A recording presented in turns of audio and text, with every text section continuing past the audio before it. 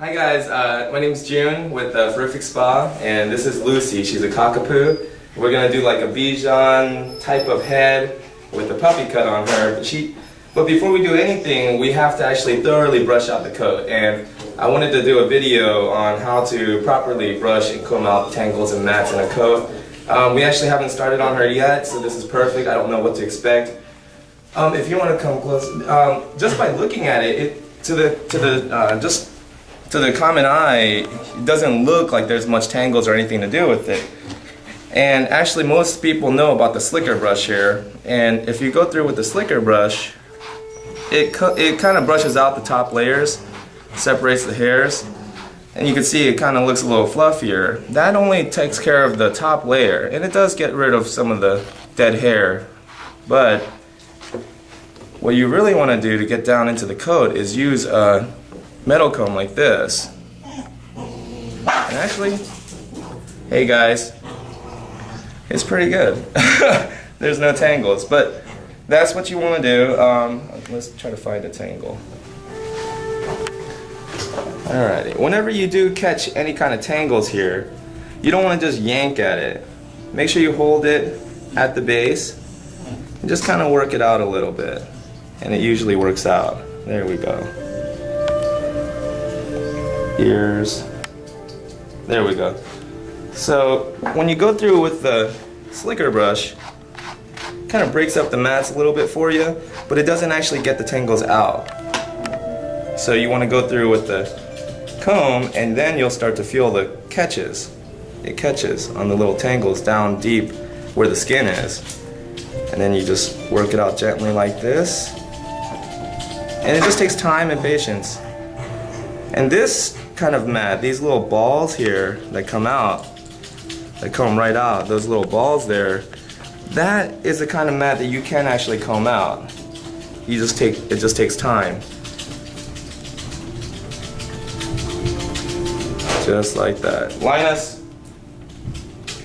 But let's say you catch a mat that you just don't feel comfortable combing out. You can use a mat splitter like this. But also this one is not really it's gonna pull as well. So if you have a dog that she's actually very cooperative, but if you have a dog that's not too cooperative, they can't tolerate that pulling action, then you wanna go with the tool like this. This is called a rake, but it's like a mat splitting tool. These are sharp, rigid knives, and so you wanna be very careful, but get under the mat and just pull it out like that. So you're kind of gently working and cutting the mats out, and it's not causing her too much pain or discomfort. There we go. And there you go. You can see it pulled out, some of those tangles. And then you go back with the comb. There we go. And you just work it out. And the wider the tooth, right on this part here, the easier it is to break up the mats and get them out. Once you have the mats broken up, then you use this more narrow side, the more finer side, so that you can actually pull the balls and mats out. So use this wide side to break it up. See that? And then you pull them out. And there you go. That's a good example of how it looks. But before we did all that, you wouldn't have been able to tell. Now this is a combed out ear. There's no tangles. And this ear looks essentially the same, but now we know, because I just showed you, that when you go through with the metal comb, it's going to start catching on all these little tangles and mats. And you do that all throughout the coat. And especially the high friction areas, the legs here, under here. And if you do catch mats here, right there. Right there.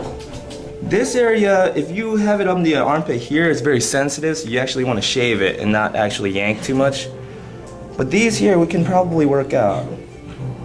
So we grab that, and you grab it at the base here.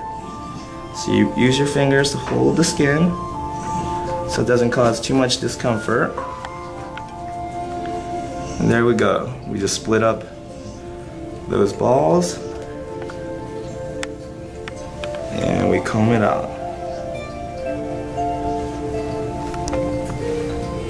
And you want to do this before the bath, because when you wash a dog that has these mats, these tangles in the coat, as it dries, it's actually going to tighten up, and then you're going to have a really big problem.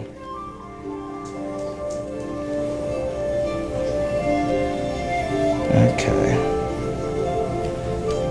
And it's just about patience. There's no secret to it. It's just time and patience. There we go.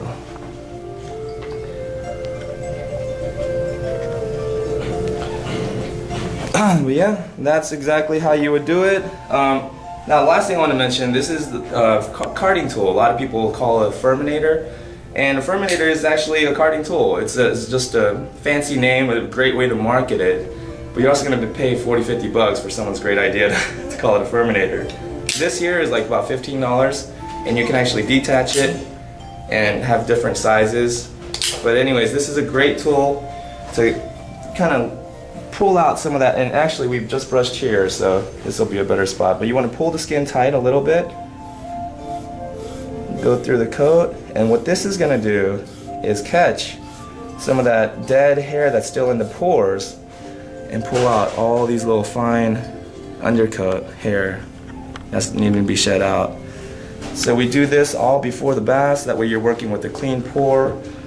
You're working with a tangle-free coat, no mats, no tangles. That way you can have a good bath and you know, get the best results possible. And then when you do the finish the haircut, you'll actually be able to get the best, smoothest look without much effort, because you did all the right preparation before the haircut.